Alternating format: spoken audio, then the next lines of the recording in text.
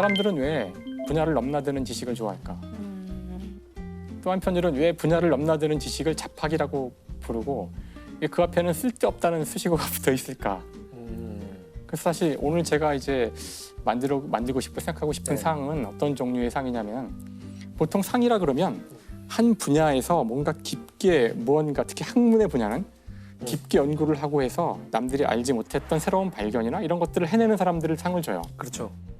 하지만 의외로 많은 사람들은 이런 분야를 넘나드는 이야기들을 좋아하고 물리학적인 질문이나 어떤 뭐 수학적인 질문 이런 것들은 그 분야 사람들의 관심사지 우리 인류 모두가 관심 있어하는 질문들은 훨씬 더 큰 질문이라고요. 왜 우리는 존재하나? 이 우주에 외계인은 있나? 뭐 하여튼 이런 종류의 많은 질문들은 분야를 다 넘나드는 질문들이고 근데 왜 분야를 넘나드는 상은 없나? 이제 이런 생각을 하게 된 거예요. 그래서 이런 분야를 넘나드는 것에 대한 가치랄까? 그런 이야기를 좀 해보고 싶어요. 경계를 넘었던 대표적인 물리학자 중에 하나가 이 슈레딩거라는 사람인데 아, 이분은 알아요. 고양이 집사. 사실 양자 물리학을 만든 사람이죠. 네. 뭐 노벨상도 받았었고 아주 가장 위대한 이론 물리학자인데 이 사람이 말년이라면 말년인데 말년에 쓴 책이 생명이란 무엇인가라는 엉뚱한 책이에요. 물리학자가 무슨 생명 얘기를 해? 그러네요. 말도 안 되는 얘기죠, 사실. 네. 그래서 왜 이 사람이 이런 책을 썼을까? 그래서 이 사람의 서문에 이게 잘 나와 있어요. 근데 일단 과학자들은 자기 주제를 완벽하게 이해한 사람들이라고 보통 믿으시잖아요. 네. 그러니까 자기 분야가 아닌 거에 글을 쓸 거라고는 생각하지 않아요. 모르니까. 그럴 것 같아요. 그것이야말로 과학자의 도덕적 의무다라고까지 생각한다고 처음에 이야기 시작해요. 하지만 나는 내가 하는 일에 대해서 사람들이 네 분야도 아니잖아 그러고 웃음거리를 줄 수도 있고 나는 분명 실수할 것이 분명하지만 이런 거대한 질문에 대해서 즉 생명이란 무엇인가란 이런 질문에 대한 답을 하기 위해서 나는 내 분야를 넘어간다 하고 쓰는 책이에요. 일종의 선언문 같은 느낌. 비장하네요, 그렇죠. 그래서 이 책이 1943년 그 슈레딩거가 했던 강연을 토대로 만들어진 그런 책이고요. DNA의 구조가 밝혀진 게 1950년이니까 사실 DNA도 모를 때 쓴 책이에요. 근데 이 책이 중요한 이유는 여기서 슈레딩거는 자신의 물리적 지식을 총동원해서 유전이라는 현상이 물리학자의 눈으로 봤을 때에는 유전 정보는 원자 수준에 있다고 대담한 제안을 하는 거죠.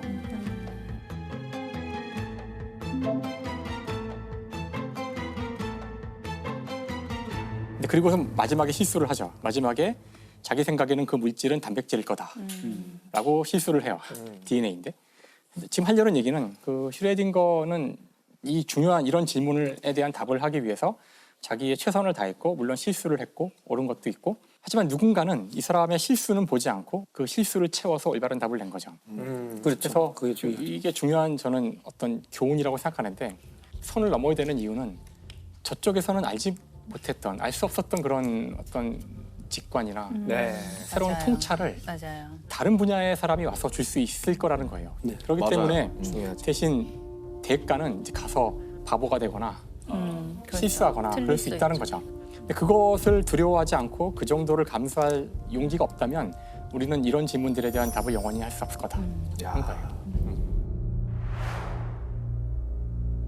네, 그래서 그 김상우 교수님이 2020년에 상을 주고 싶으신 분이 이 슈레딩거 씨인가요? 아니에요. 그래서 아, 이상한데 아니야?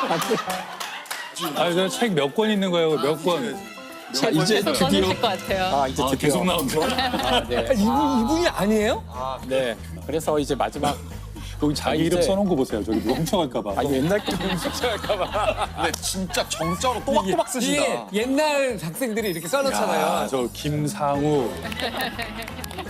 그래서 제가 상을 주고 싶은 사람이 누굴지 이제 이런 상을 주려고 하는데 그 사람들이 여러 경계를 넘은 근원적인 질문을 사람들과 던졌고 근원적인 질문을 던진 사람들에게 상을 주고 싶어서 쭉 생각해 보니까 여러 사람이 떠오르더라고요. 네. 데이비 크리스천이라고 빅 히스토리 네. 책을 쓴 사람도 있고 그 유발 하라리도 사실 사피엔스도 스티븐 핑커도 넣을 수 있을 것 같고 그 통섭이란 책을 쓴 에드워드 윌슨? 에드워드 윌슨도 넣을 수 있을 것 같고 여러 사람들이 있어요. 근데 그 가운데 제가 가장 상을 아마 첫 회에 주자면 이게 첫 회니까 네. 이러니까. 제러드 다이아몬드에게 책을 주는 게 가장 맞지 않을까.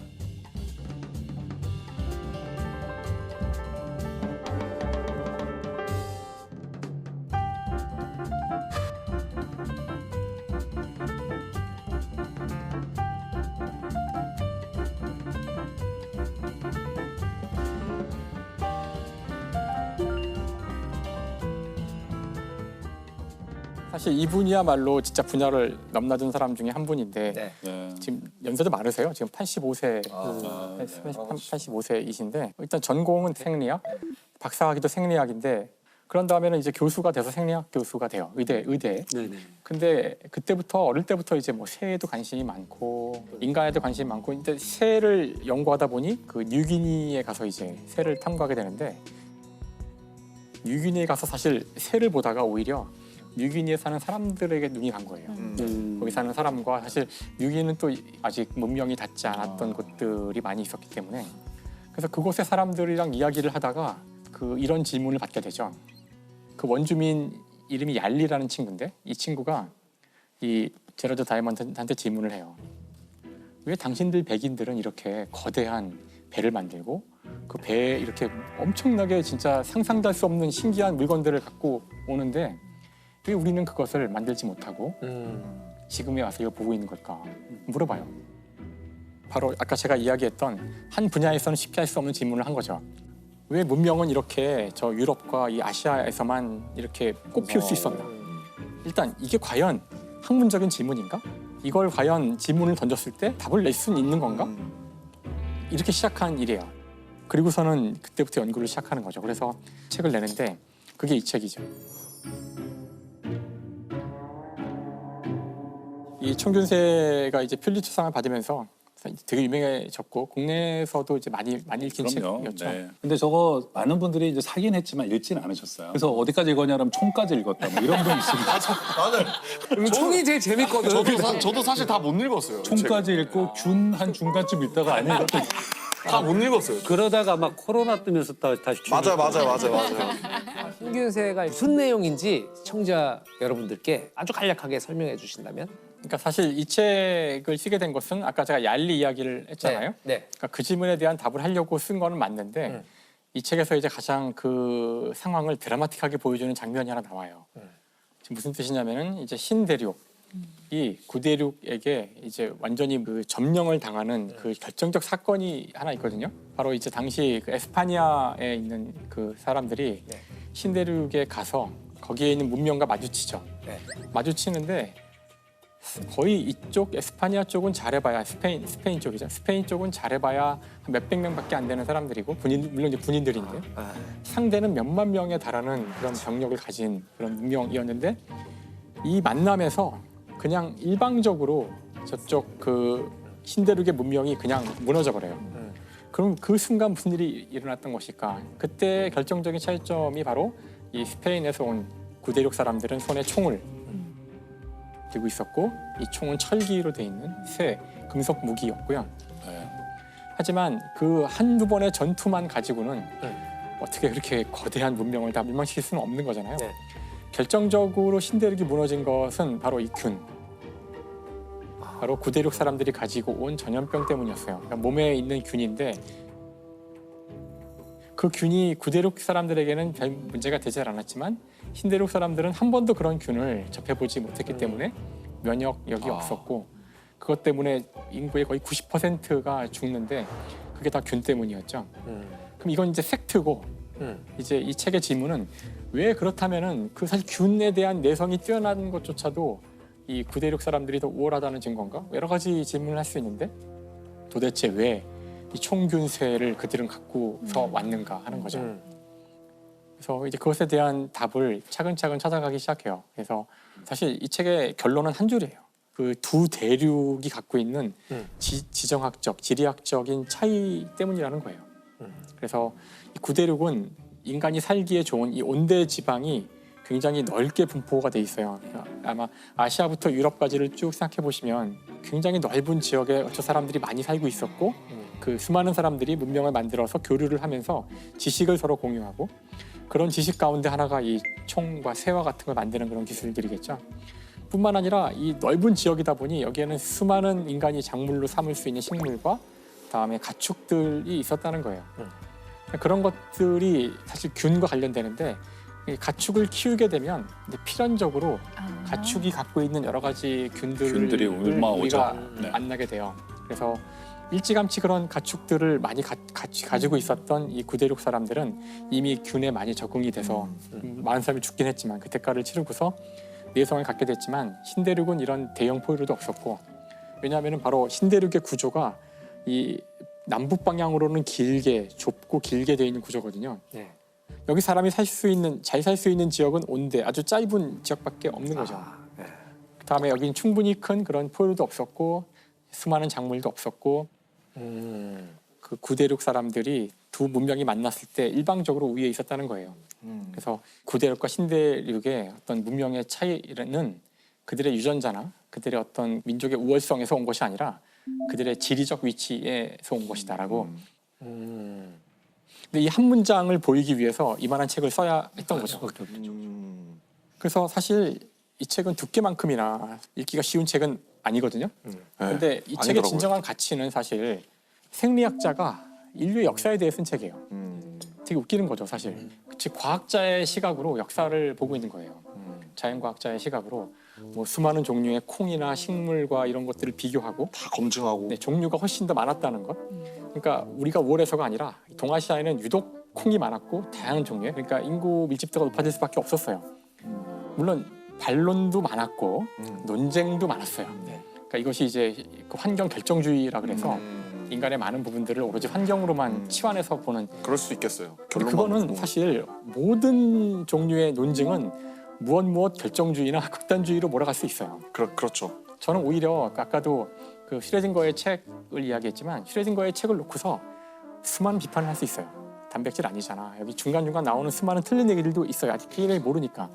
하지만 우리가 무언가 이런 중요한 질문에 대한 답을 하고 싶다면 그 사람의 잘못을 자꾸 쑤시고 그럴 것이 아니라 우리가 이 사람이 분야를 넘었기 때문에 볼 수 있었던 통찰에 집중해서 그 사람의 아이디어를 본다면 우리가 진짜 그런 문제에 대한 답에 접근해 갈 수 있다고 생각해요. 그래야지만 우리가 뭔가 얻을 수 있는 거죠. 그렇죠. 그래서 올해 첫 번째 상은 제로드 다이아몬드에게. 야 시상식 어떨까? 시작된 지 뭐 거의 1시간 만에.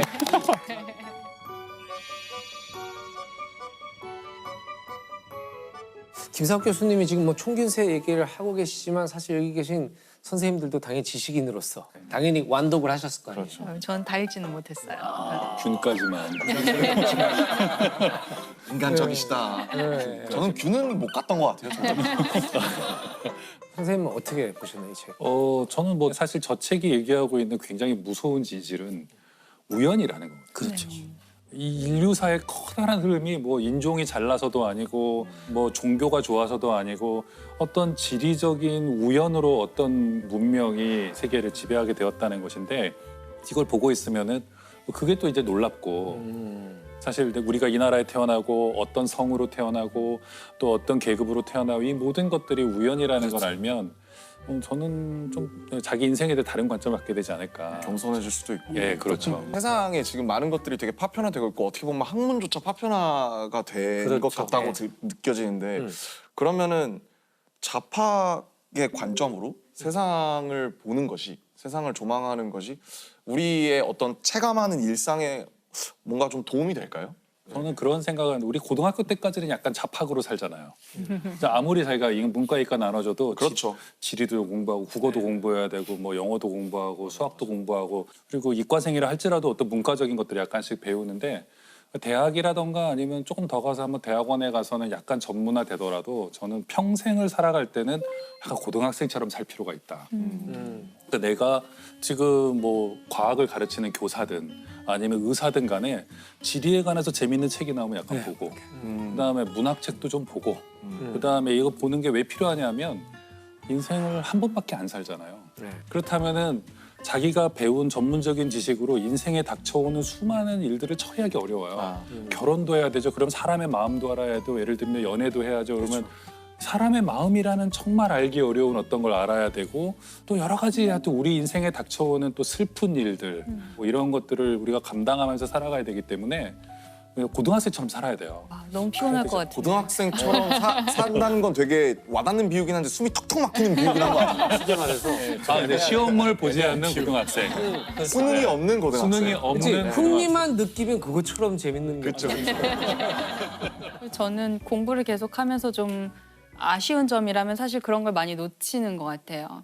자기 전공을 하고 있고 너무 뭐 대학원 막 계속 다니고 완전 전문 분야에서 일을 하니까 아주 좁은 분야로만 계속 파고들게 되는 거예요. 그럼 정말 옆으로 1cm만 나가도 전혀 모르는 세계가 돼 있고 저 사실 고등학교 공통과학 문제집을 사서 풀고 있는데 네.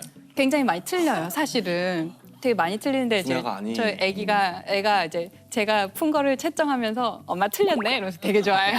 완전 좋죠. 그게 힘을 우리 엄마 주는 거죠, 천문학자인데 내 과학 문제 틀리고 난 맞는다. 네. 이런. 근데 그게 제가 분명히 고등학교 때는 그걸 많이 배웠을 거 아니에요. 네. 열심히 공부했을 거고 그러고 나서는 천문학 그래서 거기서 더 범위 좁혀서 행성 천문학 그다음에 거기서 또 범위 좁혀서 달 뭐 이런 식으로 계속 오니까 이제 점점 기본 교양이 되었던 그런 지식들과 좀 멀어진다는 생각이 들어서 우리가 박사를 받으면 박자가 PhD라고 써요. 닥터 오브 필로소피거든요.